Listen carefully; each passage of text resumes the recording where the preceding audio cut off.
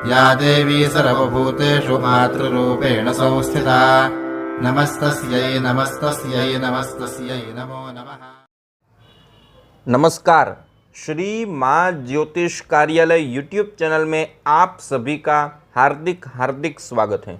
आज मैं आपके समक्ष जिनको अपने कुलदेवी का नाम ही नहीं पता और उसके बावजूद भी उनको कुलदेवी की प्रसन्नता प्राप्त करनी है और कुलदेवी की स्थापना करनी है, तो किस तरह आप सरल पद्धति के अनुसार कर सके, ये संपूर्ण विस्तार आपको बतलाने वाला हूँ।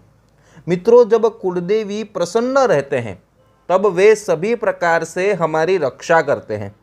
जब कुलदेवी प्रसन्न रहते हैं तब घर परिवार में सुख शांति रहती है।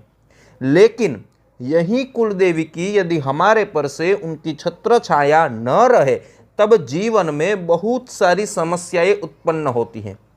जिसके परिवार में जो लोग अपने कुलदेवी को भूल चुके हैं, जिनको अपने कुलदेवी का नाम भी नहीं पता है, वे जातक उनके जीवन में बहुत सारी समस्याओं का सामना कर रहे होंगे।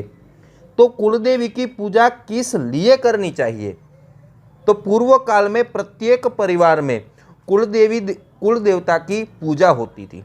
साथ ही प्रत्येक वर्ष अपने पूर्वज कुलदेवी की प्रसन्नता के लिए यज्ञ आदि कार्य भी करते थे। साथ ही अपने पूर्वज यदि कुलदेवी का स्थान दूर हो तो प्रतिवर्ष वहाँ दर्शन करने के लिए जाते थे और उनको नैवेद्य अर्पण करते थे।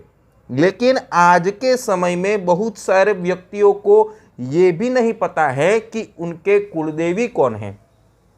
जिनके घर में कुलदेवी कुलदेवता की पूजा करते थे, वे बहुत सारे लोग आज के समय में भी अपनी परंपरा को भूल चुके हैं और इसी कारणवश आज बहुत सारे परिवारों में बहुत सारी समस्याओं आने लगी हैं।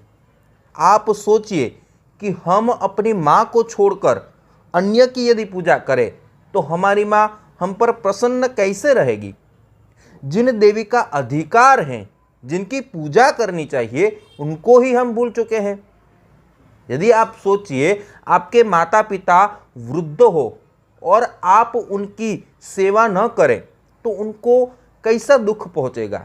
यदि उनके स्थान पर आप हो और आपके संतान भी आपकी सेवा न करे तो आपके मन को कैसा दुख पहुंचेगा।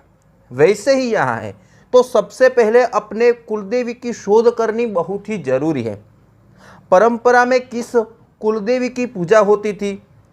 एक समय ऐसा था कि बारोट जी प्रत्येक परिवार में किसी बालक का जन्म हो तो उसके पुस्तक में उसका नाम लिखते और साथ ही उनके परंपरा का वर्णन करते।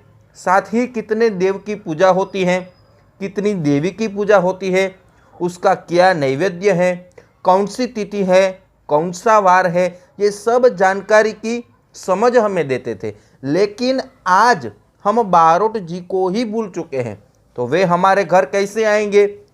जिस संस्कारों का सिंचन होना चाहिए हम वे नहीं करते हैं और फिर कहते हैं कि हम बहुत ही दुखी हैं, हम ही हमारे पैर पर कुल्हाड़ी मारते हैं। तो आज मैं ऐसी सरल बात करने वाला हूँ, ऐसा सरल उपाय आपको देने वाला हूँ जिससे आप अपने घर में कुलदेवी की स्थापना भी कर सकें और आप अपने कुलदेवी की प्रसन्नता भी प्राप्त कर सकें और उनकी पूजा भी कर सकें। और आप ये आरंभ करेंगे तो आपको इसका चमत्कार देखने को मिलेगा और आपके जीवन में जरूर परिवर्तन होगा। तो सबसे पहले आपके कुलदेवी की स्थापना कैसे करें, सबसे सरल पद्धति कहूँगा। सबसे पहले एक चौकी लें, बाजोठ जिसे कहते हैं, आप वो लें जो आप प्रतिदिन रख सके। फिर एक लाल सुंदर वस्त्र उसके ऊपर बिछाना है। फिर आपको चावल अक्षत से अष्टदल करना है, फूल के जैसी आकृति बनानी है। फिर आपको एक श्रीफल लेना है, एक मौली धागा लेना है, कुमकुम लेना है, चावल लेना है, पुष्प लेना है, मिठाई लेनी है, पुष्पमाला लेना है, नागरवेल का पान लेना है, सुपारी, तज, लौंग, इलायची ये ले लेना है, घी लेना है, रुई, धूप और माचिस ले लेनी है। फिर आपको क्या करना है, मौली धागे से श्रीफल को बांध लें और वो श्रीफल जहां आपने अष्टदल बनाया था वहां स्थापित कर दें। दीप प्रज्वलित करें, फिर धूप प्रज्वलित करें, मिठाई अर्पित करें, नागरवेल के पान के ऊपर तज, लौंग, इलायची, सुपारी आदि रखें और अर्पित करें और दक्षिणा भी अर्पित करें, पुष्पमाला और पुष्प चढ़ाइए और संपूर्ण परिवार एक साथ बैठ करके जो श्रीफल आपने स्थापित किया है उनको आप कुलदेवी की भावना से देखें, माँ को प्रार्थना करें, आपके हृदय के अंतःकरण से माँ को माफ़ी मांगे कि हे माँ, मैं इस श्रीफल में आपका स्वरूप देखता हूँ, जगदम्बा मुझे आप दिखते हैं, मेरी कुलदेवी दिखते हैं। ऐसी भावना आपको रखनी है। आँख बंद करके अंतःकरण से माँ को प्रार्थना करनी है। आप जो भी आपसे भूल हुई है, जो भी आप भूल चुके हैं अपनी कुलदेवी को, वो अंतःकरण से माँ के पास प्रार्थना करें। जब भी हम हृदय से माँ को पुकारते हैं, माँ की याचना करते हैं, आराधना करते हैं, माँ के समक्ष हमारी भूल क्षमा मांगते हैं, तो माँ अवश्य अपने पुत्र की सुनती है। तो इसी भावना से माँ के समक्ष प्रार्थना करें कि हे माँ, हमारी भूल हो गई है, हमें क्षमा करें। संपूर्ण परिवार ऐसा करेंगे तो माँ आपको अवश्य स्वीकार करेंगी, माँ आपको माफ़ कर देंगी। और जो आपने श्रीफल रखा है वो अपनी कुलदेवी ही है, ऐसी आपको भावना रखनी है और प्रतिदिन आपको पूजा करनी है। क्योंकि उनकी प्रतिमा का आपको पता नहीं है, उनके स्वरूप का आपको पता नहीं है, आपको उनका नाम नहीं पता है, इसलिए आपको मन में प्रार्थना करनी है, मन में ऐसी भावना रखनी है। आप प्रतिदिन इसी भावना से कि यही मेरी कुलदेवी है, उस भावना से आपको प्रतिदिन पूजा करनी है। और आपको एक बहुत ही सरल मंत्र दे रहा हूँ जिसका आप जाप अवश्य करें। दोस्तों, देवियों में सबसे प्राधान्य है महाकाली माँ, महालक्ष्मी माँ और महासरस्वती माँ।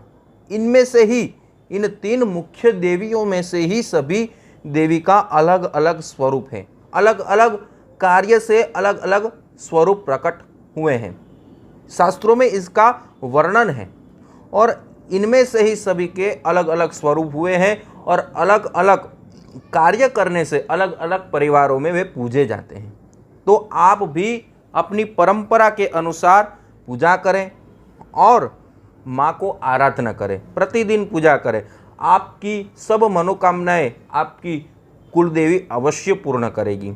और माँ के समक्ष बैठ करके ओम ऐं ह्रीं क्लीं आत्मनः कुलदेव्यै नमः, ओम ऐं ह्रीं क्लीं आत्मनः कुलदेव्यै नमः, इस मंत्र का परिवार के सभी सदस्यों को साथ में मिल करके एक माला जाप करना है। और याद रखें दोस्तों, यदि आपकी शक्ति हो तो ब्राह्मणों को बुला करके चलित प्राण प्रतिष्ठा करके यज्ञ आदि करके स्थापित कर अपनी कुलदेवी को और प्रतिदिन पूजा करें। और प्रतिदिन 3 माला जो मैंने आपको मंत्र बतलाया उस मंत्र का जाप करें और भगवान के पास, कुलदेवी के पास प्रार्थना करें, क्षमा प्रार्थना करें। आपको अवश्य से इसका शुभ फल प्राप्त होगा। और यदि हो सके, जिनको अपनी कुलदेवी के बारे में जानकारी हो, उनको पता हो कि हमारी कुलदेवी कौन है, वो उनके स्थान पर प्रत्येक वर्ष में जाएं। यदि बार बार जा सके तो बहुत ही अच्छा है, यदि न जा सके तो प्रत्येक वर्ष में एक बार तो अवश्य जाएं, उनके दर्शन करें और उनके आशीर्वाद प्राप्त करें, नैवेद्य उनको अर्पित करें और आशीर्वाद प्राप्त करें। दोस्तों, आज मैंने आपके समक्ष ये संपूर्ण विस्तार रखा है। ऐसे ही मैं आपके समक्ष छोटे छोटे उपाय, छोटी छोटी जानकारियाँ रखता रहूँगा। आप जो हमें प्यार दे रहे हैं उसके लिए बहुत बहुत धन्यवाद। YouTube के माध्यम से हमारी फिर से मुलाकात होगी। जय श्री कृष्ण, जय भगवती।